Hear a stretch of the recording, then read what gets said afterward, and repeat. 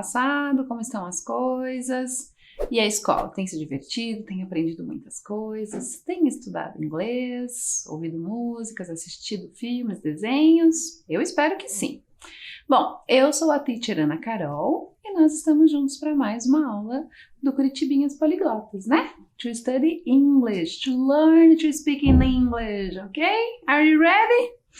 Eu espero que sim, espero que você esteja confortável, porque agora nós vamos começar a nossa aula e vamos conversar sobre um tema que você já deve ter ouvido falar, talvez alguém já tenha te perguntado a respeito, talvez até você já tenha tido curiosidade para conhecer um pouco mais. Então a gente vai conversar sobre profissões, jobs and occupation. Repeat, please. Jobs and occupation. Very good. Então vamos falar um pouco sobre profissões, vamos conversar, né?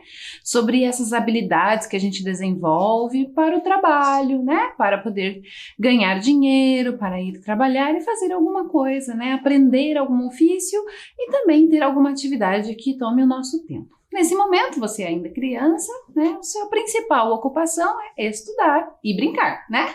Então, essas são as suas grandes responsabilidades, em especial estudar, né? Para poder se desenvolver e fazer tudo plenamente. E aí, quando na vida adulta, que a gente vai aí falar e pensar um pouco mais sobre profissões, mais seriamente. Hoje a gente vai conversar um pouco sobre elas. E para a gente conversar, eu trouxe um livro para a gente poder pensar um pouco sobre isso e se aventurar um pouco no mundo da literatura, né? Até para a gente começar a pensar sobre quais são as diferentes profissões, para você começar a pensar qual será a profissão que mais te interessa, que você acha mais legal.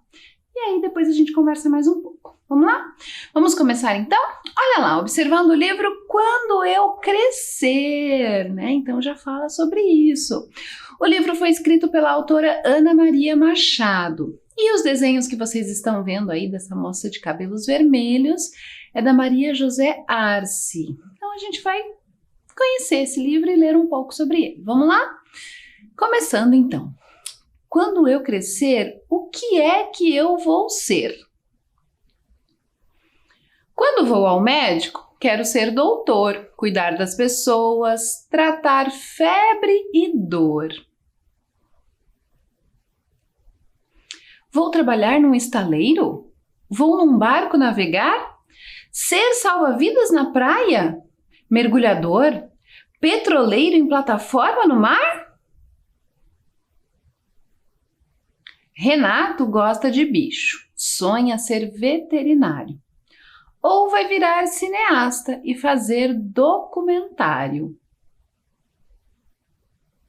Gustavo quer ser atleta.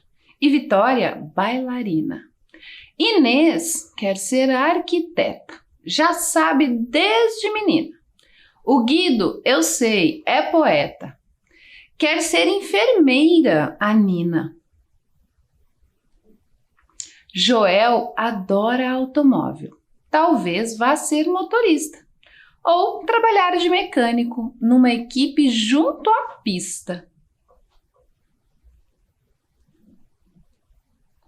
Pedro pode ser bombeiro. Rafa quer ser delegado.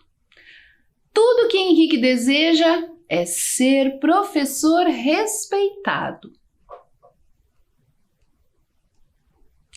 Selma sonha em ser dentista e Carolina engenheira. Thaís pode ser artista, modelo ou cabeleireira. Miguel quer ser jardineiro e viver na natureza. Ou ser jockey, ou vaqueiro, ou pescador. Que beleza! O Zé escolheu ser turista, mas isso não é profissão. Melhor viajar nas férias ou pilotar avião. Na fábrica ou no escritório, numa loja ou na oficina, num hotel ou consultório, ou na escola que ensina. O que não falta é lugar bom para gente trabalhar. Posso ser um jornalista, garçom, chefe em restaurante, advogado, flautista, industrial, comerciante. Mas para decidir nessa lista, antes vou ser estudante. Ainda bem que sou criança, não é hora de resolver. Vou brincar de cada coisa para pensar e escolher. E fim. E aí, gostou? Você viu que o livro fala sobre uma série de profissões diferentes, né? De ocupações que as pessoas exercem na sua vida adulta. Então veja que existe um universo de possibilidades, né? Isso que ali no livro só tem algumas, né? Nem conseguimos ver todas. Inclusive ele fala de algumas que, à época em que o livro foi escrito, ainda não eram aí profissões consideradas profissões, né? Como por exemplo lá quando ele fala de ser turista. Hoje em dia a gente sabe que existem pessoas, por exemplo, que vivem viajando pelo mundo e tem um canal onde elas gravam vídeos, né? Ou tem aí uma rede social onde elas postam os lugares onde estão, né? Comentam sobre os pontos turísticos, diferentes lugares das cidades que estão. Então, em certa medida, ser turista acabou se tornando uma profissão, né? As pessoas viajam pelo mundo para conhecer esses lugares e acabam conseguindo ganhar algum dinheiro, né? Tem um retorno aí de dinheiro quando fazem isso. Então, você vê que já tem algumas coisas que mudaram. Bom, como você viu no livro, vocês ainda como crianças têm muito o que pensar e muito tempo para escolher, né? Então, o que vocês podem fazer é experimentar, brincar, pesquisar, conhecer sobre todas aquelas que te interessam, né? Para que você também depois, num outro momento, vai escolher. Por enquanto, brincar e se divertir com isso. Mas para a gente poder se aprofundar um pouquinho aqui na nossa aula, a gente vai pensar um pouquinho sobre essa palavra, né? Profissão. De onde será que vem essa palavra? Que origem ela tem, né? De que língua ela surgiu? Então, a palavra profissão vem do latim, olha lá, de uma palavra chamada professio, que significa ação e o efeito de exercer um ofício, uma ciência ou uma arte. É o emprego ou trabalho que alguém exerce e pelo qual recebe uma retribuição econômica. Então, veja só, todas as atividades que nós exercemos durante a nossa vida são um trabalho, né? São um ofício. As diferentes coisas que fazemos ao longo do dia, né? Então, por exemplo, se você levanta e precisa arrumar a sua cama, precisa organizar o seu quarto, precisa fazer as suas tarefas de casa. Então, você tem uma série de atividades que são aquelas atividades que você precisa desempenhar para que a sua vida fique organizada, né? Está dentro da sua rotina. Mas você precisou aprender, né? Você precisou ser ensinado para poder para realizar essas atividades, para fazer esse trabalho, né? Então, por isso que a gente chama aí esse ato de exercer um ofício, uma ciência ou uma arte.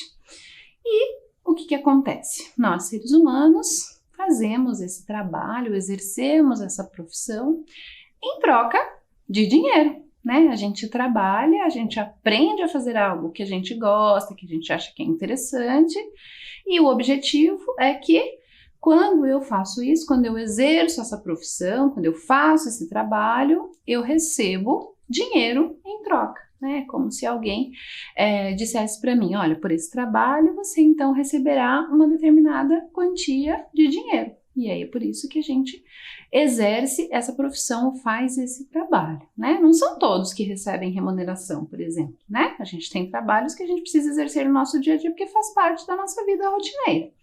Mas a grande maioria de nós adultos temos um trabalho e por isso a gente recebe um retorno financeiro, né? Um dinheiro, um valor por isso. Vamos pensar um pouquinho? Quero te levar a refletir, pensar. Você consegue pensar sobre qual será a profissão mais antiga do mundo? Que olha só, que a gente já sabe que o planeta tem uma história bem antes, né? Dos seres humanos, tudo isso você já deve ter visto na escola, mas aí tem, né, a evolução, o processo de evolução, os seres humanos começam a evoluir e aí começa essa ideia de trabalho, né, de exercer alguma atividade. Mas qual será que é a mais antiga, aquela que de repente os cientistas pesquisaram e viram que pode ser a mais antiga de todas, aquela que pode ser considerada a primeira? Consegue pensar? Vou te contar. Olha lá. A profissão mais antiga do mundo é a de cozinheiro. Então, olha lá em inglês. A cook. Repeat, please. A cook. Very good. Então, olha só, o cozinheiro é a profissão considerada mais antiga, né? A cozinheira, o cozinheiro, são consideradas profissões bem antigas. Foi um estudo que foi realizado por uma universidade que se chama Harvard, talvez você já tenha ouvido falar. E depois de muito analisar, né, toda a arqueologia, tudo que foi encontrado aí dos seres humanos pré-históricos, eles conseguiram perceber e viram que a profissão mais antiga, de fato, era a de cozinheiro. Por quê? Porque os seres humanos se organizavam, né, tinha ali uma organização, caçavam o alimento, pegavam o que tinha para se alimentar, e tinha então uma pessoa que acabava ficando responsável em preparar isso, em fazer com que esse alimento ficasse pronto para ser consumido. E aí esse era o cozinheiro ou a cozinheira, né? Por isso foi considerada uma profissão, a primeira delas, porque essa pessoa tinha alguns conhecimentos, algumas habilidades que eram específicas para poder cozinhar os alimentos. Ela precisava conhecer algumas questões, né? Para lidar com o fogo, para acender, para ver como prepararia o alimento. Então ela tinha aí um conhecimento diferenciado que fazia com que ela pudesse cozinhar. Então, por isso, a profissão considerada é a primeira ou a mais antiga, né? Que é essa profissão que eu acho tão bonita, que é a de preparar o alimento para que as outras pessoas possam comer, né? Alimentar-se é um ato essencial, a gente precisa comer sempre, mas é gostoso você poder preparar um alimento especial ali de um jeito diferente para poder oferecer para as pessoas que você gosta. Então é um jeito bem legal e é uma profissão que eu acho muito legal. Assim, acho que é algo que, se talvez eu não fosse prof, eu iria buscar aí ser cozinheira. Tá, mas a gente tem aí o cozinheiro ou a cozinheira como essa profissão mais antiga, mas existem outras também. Será que você consegue pensar? Olha lá, vou trazer mais algumas para você ver. Olha lá, outra delas, que é a do médico, a doctor. Repeat, please. A doctor. Very good, a doctor. Que também é uma profissão bem antiga, né? Ela tem lá o seu início lá na antiguidade, então os diferentes povos, os seres humanos, tinham formas diferentes de cuidar das pessoas que tinham ou apresentavam algum problema de saúde, né? E aí, às vezes, eram baseados por alguma coisa relacionada à religião, tinham algumas crenças, também utilizavam muito o que a natureza tinha para oferecer, por exemplo, os povos indígenas usam muito as ervas, né, o que a natureza tem ali, fazem essas misturas com chás, às vezes fazem aí uma preparação para colocar em cima de um machucado ou para sarar de alguma dor, então também se beneficiam do que a natureza tem para oferecer. Mas, de novo, as pessoas para que fizessem isso naquele tempo, né, os seres humanos para poder realizar isso precisavam ter conhecimento, então se especializavam em certa medida sobre como cuidar das pessoas, quais os cuidados que se precisava ter. Então essa era também uma profissão e era bem antiga, porque fácil imaginar, né, que os seres humanos já ficavam doentes também lá na antiguidade e aí precisavam de cuidados para poder tentar melhorar e sarar. Aí a gente tem uma figura bem importante que é considerado o pai da medicina. Olha lá, eu tenho só essa estátua aí para você ver e essa foto desse senhor que se chama Hipócrates e é considerado o pai da medicina, né? Então ele recebe esse título de pai da medicina porque ele acabou tendo aí muita importância e muita relevância nesse universo. Ele passou a desenvolver alguns procedimentos, algumas questões que fizeram com que a medicina fosse avançando a partir do que ele trouxe. Tanto que até hoje, aquelas pessoas que escolhem estudar medicina, que serão médicos, fazem um juramento, né, onde tem aí uma série de questões que eles precisam repetir no dia da sua formatura, que é justamente o juramento de Hipócrates, né, onde ele, dentre muitas coisas, diz que ele está se comprometendo a sempre cuidar da vida das pessoas e fazer o possível e o melhor para auxiliar e salvar a vida das pessoas. Então, para você ter ideia de como Hipócrates foi uma figura importante e relevante na medicina, né, então ele foi aí um nome que se destacou. Aí a gente vai ver mais uma, olha lá uma também que é bem legal, né, que também merece todo o nosso respeito, que são os músicos, né? A musician, repeat please, a musician, very good. Então, olha só, tínhamos cozinheiros, médicos e sim, tínhamos aqueles que eram responsáveis pela música, né? Por essa questão aí de interter, de trazer essa sonoridade para algumas, às vezes cerimônias, às vezes para alguns momentos de diversão. Então, eles também são considerados profissionais, porque eu não sei você, mas eu não sei tocar nenhum instrumento, nada, não entendo nada. Adoro música, mas não consigo tocar nada. Então, precisa aí de um estudo, de uma dedicação para que você aprenda a tocar um instrumento, para que você aprenda sobre música, sobre partitura, sobre toda essa questão para a elaboração da música, para a construção. Então, uma profissão, né? Precisa se aperfeiçoar para que você possa aí aprender um instrumento ou aprender sobre música. Por isso também considerada uma das profissões antigas, porque elas já estavam ali servindo, né, como esse momento de entretenimento, de trazer essas questões aí para o universo dos seres humanos, mesmo lá na antiguidade. Tem mais uma, será que você pensou nessa? Talvez você nem tenha pensado. Olha lá, a de pintor. Tinha pensado nessa? A painter. Repeat, please. A painter. Isso aí, os pintores. Hoje em dia, às vezes a gente pensa, quando fala em pintor, acho que a gente pensa em dois profissionais diferentes. Primeiro, aquele que é o responsável por pintar de fato as paredes das casas, dos lugares, né, dos prédios, que pega a tinta lá, o pincel, e faz aquela pintura normalmente numa única cor de uma parede, né? Então esse é o pintor. E também a gente acaba pensando no artista, né? Aquele que produz quadros, telas, que faz desenhos, né?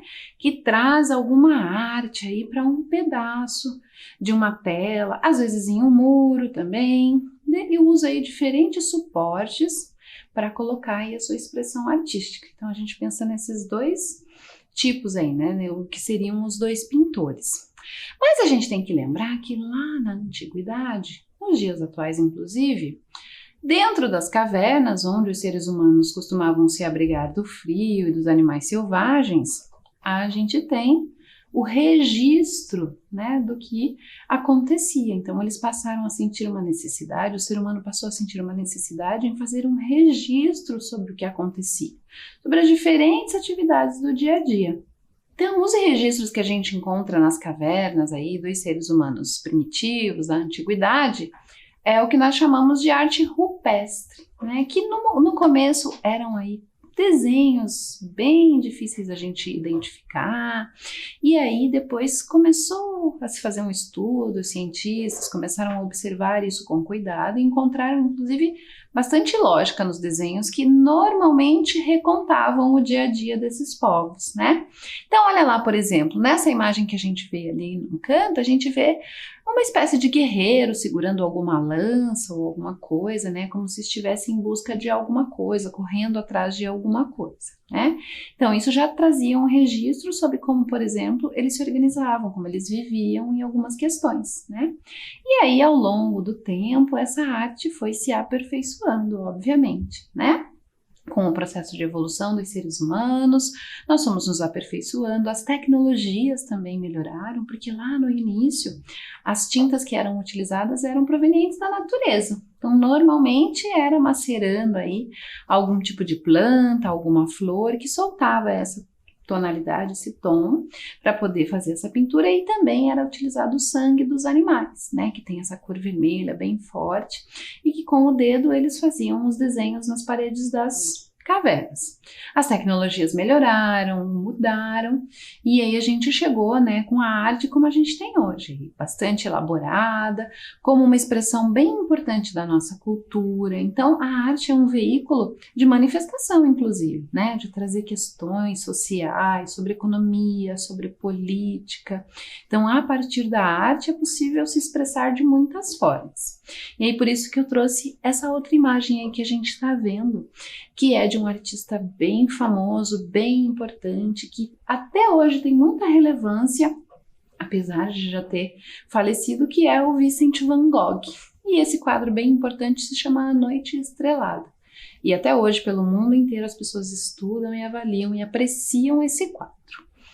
Bom, a gente falou só um pouco, só sobre algumas profissões, porque lembra lá, né? Existem muitas outras que você vai buscar, que você vai procurar, que você vai conhecer. Mas aí a gente vai falar de uma questão bem importante que eu quero que você reflita comigo também, que é a questão do trabalho infantil.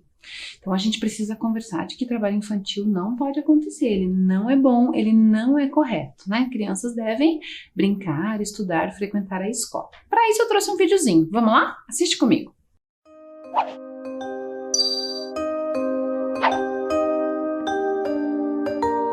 Você sabia que não são só os adultos que trabalham? Infelizmente, há muitas crianças e adolescentes assumindo vida de gente grande antes do tempo. Vamos ver isso mais de perto. Esta é Cristina, uma menina de 8 anos que vive em Pernambuco e que adora jogar bola. Júlio tem 15 anos, mora no Rio Grande do Sul e gosta de empinar pipa. Os dois ainda são crianças e deveriam ter tempo para o estudo e o lazer. Contudo, eles compartilham uma dura realidade. Ambos vivenciam uma meia-infância. Cristina acorda às 4 da manhã e enfrenta um cotidiano pesado, limpando, lavando e passando por ordem da sua tia, que a maltrata constantemente. Faz uma pausa nas tarefas e corre para a escola. Quando retorna, ainda tem muita coisa para fazer. Júlio, por sua vez, enfrenta uma rotina cansativa e dolorosa numa pedreira, exposto ao sol junto com seu pai. Por conta disso, abandonou a escola. Esses jovens estão submetidos ao trabalho infantil. E, infelizmente, Cristina e Júlio não são os únicos afetados por essa violação. No Brasil, mais de 3,5 milhões de crianças e adolescentes de 5 a 17 anos estão em situação de trabalho infantil. Isto representa mais de 8% da população dessa faixa etária. Mas o que de fato é considerado trabalho infantil? Trabalho infantil é toda forma de trabalho, remunerado ou não, que priva as crianças e adolescentes de experiências próprias de suas idades, como as de estudar e brincar. O trabalho infantil impõe uma carga de responsabilidade desproporcional à faixa etária desses jovens. Além disso, faz com que exerçam atividades inadequadas à sua estrutura física e psicológica, colocando sua saúde e segurança em risco. Para se ter uma ideia, só entre 2007 e 2013, mais de 13 mil meninos e meninas se acidentaram e outros 119 morreram trabalhando. E o que a lei brasileira diz sobre o trabalho infantil? No Brasil, o trabalho é proibido em qualquer hipótese até os 13 anos. Entre os 14 e os 16 anos, o trabalho é permitido, mas somente na condição de aprendiz, que combina a frequência escolar ao desenvolvimento de uma profissão supervisionada. A partir dos 16, o trabalho é permitido, mas o jovem não pode trabalhar à noite nem desempenhar atividades de risco, como manusear máquinas. A partir dos 18 anos, o jovem pode trabalhar em qualquer ofício. Portanto, quando falamos em trabalho infantil, nos referimos a uma situação que não respeita essas normas e que compromete o desenvolvimento físico, psicológico e cultural de crianças e adolescentes. E onde meninos e meninas estão trabalhando no Brasil? O trabalho infantil acontece em pedreiras e no âmbito doméstico, como no caso de Júlio e Cristina. Mas também há jovens trabalhando em lixões, carvoarias, feiras livres, comércio informal, borracharias, matadouros e na agricultura, ou ainda em atividades ilícitas, como o tráfico de drogas e exploração sexual. Essas atividades são consideradas algumas das piores formas de trabalho infantil pela Organização Internacional do Trabalho, porque são atividades perigosas e insalubres. E por que tantas crianças e adolescentes começam a trabalhar antes do tempo? São muitos os motivos que levam crianças e adolescentes a trabalhar, mas o principal é ajudar a sustentar a si e a sua família. Muitos deles também trabalham para ter acesso a bens de consumo, como celular, óculos e videogame. Então, tudo é trabalho infantil? De modo algum. Tarefas pontuais e sem riscos, como lavar louça, aprender a mexer com a terra e arrumar a própria cama, não configuram trabalho infantil. Pelo contrário, são ações que fortalecem os sentimentos de solidariedade e responsabilidade nos jovens. E o que tem sido feito para acabar com a exploração de crianças e adolescentes? Nas últimas 2 décadas, o Brasil avançou no combate ao trabalho infantil. O governo fortaleceu as fiscalizações e criou projetos de transferência de renda aliados ao reforço escolar e a atividades culturais. No entanto, para erradicarmos o problema do trabalho infantil, ainda há muito a se fazer. O combate ao trabalho infantil é uma responsabilidade do Estado, da sociedade e das famílias de meninos e meninas, que devem juntos zelar por eles. Se você conhece algum caso de trabalho infantil, denuncie, Disque 100 ou procure o Centro de Referência de Assistência Social mais próximo. Crianças e adolescentes têm o direito a uma infância completa. Todos juntos por um Brasil livre de trabalho infantil.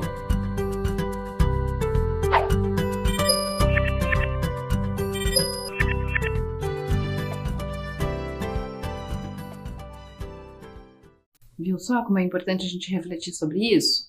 Sobre o trabalho infantil ser proibido, né? Então, crianças não devem trabalhar, não devem estar em outros ambientes exercendo nenhum tipo de trabalho, né? Vale a gente dizer aqui que quando você está aí na sua casa e auxilia o seu familiar, né, os seus responsáveis juntos aí, vocês organizam a casa, você organiza o seu quarto, o seu brinquedo, as suas coisas, as suas roupas, né? Isso você está colaborando com as tarefas da sua casa. Então, esse não é considerado o trabalho infantil. Você está colaborando, né, ajudando ali nessas tarefas que fazem parte do dia a dia. O que não pode é exercer um trabalho aí todo o tempo, né? Ser responsável por exercer essas atividades durante todo o tempo em troca de algum dinheiro ou às vezes sem ganhar nada, né? Pode acontecer também. Então, a gente precisa estar atento a essas questões, né? Para que a gente possa monitorar, fiscalizar e caso aconteça, caso a gente veja alguma criança, né, tendo aí essa função, fazendo algum trabalho que não é permitido, a gente poder sinalizar, identificar e avisar o responsável, né, sobre o que está acontecendo. Então é importante pensar sobre isso e refletir para que isso não aconteça, né, para que criança esteja na escola, estudando, aprendendo, e seja só esse o trabalho, por assim dizer, né, e seja gostoso, divertido, aprender brincando e se divertindo, tá bom? Bom, como eu falei, eu trouxe só algumas profissões, bem poucas. Quero que você pesquise um pouco mais, porque na próxima aula a gente vai conversar um pouquinho mais sobre isso, tá bom? Então, quando estiver navegando pela internet, aproveita para pesquisar um pouco sobre diferentes profissões ou aquelas que te causam mais curiosidade. A nossa aula já está chegando ao fim, então a gente se vê na próxima. Fica bem, tá bom? See you soon, bye bye, see you!